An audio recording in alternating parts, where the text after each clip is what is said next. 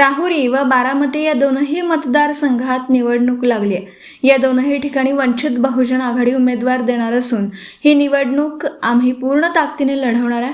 ही निवडणूक कोणत्याही कारणाने बिनविरोध होऊ देणार नसल्याचं प्रदेश महासचिव किसन चव्हाण यांनी सांगितलं।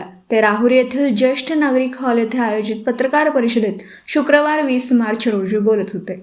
लोकशाहीत प्रतिनिधी हा थेट जनतेच्या मतदानातूनच निवडून यायला हवा असं प्राध्यापक किसन चव्हाण यांनी सांगितलं। राहुरी सोबतच बारामती येथील निवडणुकीतही वंचित बहुजन आघाडी पूर्ण ताकदीने उतरून पर्यायी राजकारणाचा पर्याय देणार आहे। सध्या प्रमुख पक्षांचे संभाव्य उमेदवार हिंदुत्ववादी विचारसरणीचा असल्याचा आरोप करत निरपेक्ष मतदारांसाठी वेगळा पर्याय निर्माण करण्याची गरज त्यांनी अधोरेखित केली। जिल्ह्यातील प्रस्थापित राजकारणावर टीका करताना साखर कारखानदार व सत्ताधारी गटांमध्ये आपापसात साटे लोटे असून निवडणुकीनंतर मतदारसंघाकडे दुर्लक्ष होतं असं चव्हाण म्हणाले। त्यामुळे सर्वसामान्य वंचित घटकांमधून नेतृत्व उभं करण्याचा प्रयत्न सुरू असल्याचं त्यांनी नमूद केलं।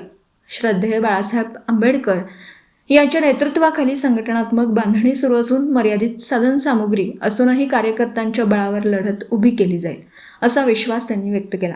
ही निवडणूक केवळ औपचारिक न राहता खरी लढत व्हावी यासाठी आम्ही मैदानात उतरणार आहोत असं सांगत वंचित बहुजन आघाडीने राहुरीत राजकीय चुरस वाढवण्याचे संकेत दिले।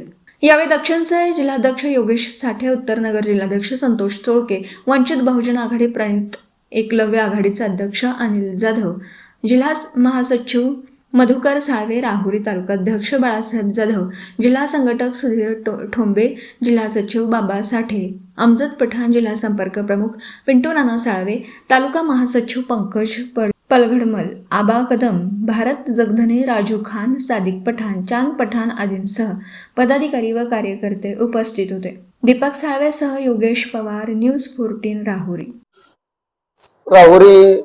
विधानसभा मतदारसंघाची पोटनिवडणूक नुकतीच जाहीर झालेली आहे।